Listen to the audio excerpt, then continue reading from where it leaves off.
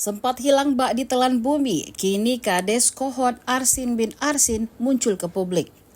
Arsin menjadi sorotan soal kasus pagar laut yang membentang di Laut Tangerang. Namun saat muncul, image Arsin berubah drastis. Dari awalnya arogan dan sesumbar menyebut presiden pun tak bisa memenjarakan dirinya, kini ia terlihat ciut.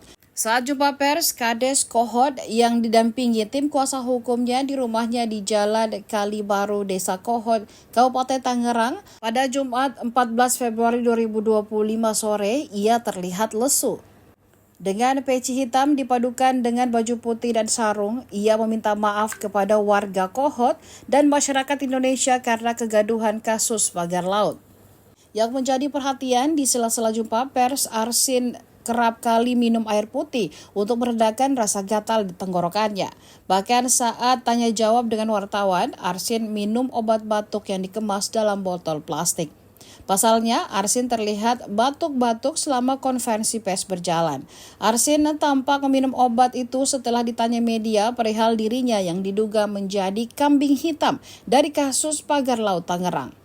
Dalam kesempatan tersebut, Arsin mengaku sedang tidak enak badan. Bahkan ia mengaku berat badannya turun hingga 10 kg. Akan tetapi, turun berat badannya itu bukan karena kasus pagar laut yang saat ini menyeretnya, melainkan karena kelelahan.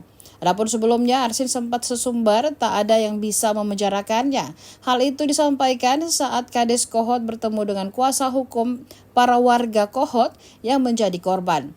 Bahkan Arsin sesumbar, presiden pun tak bisa menjebloskannya ke penjara.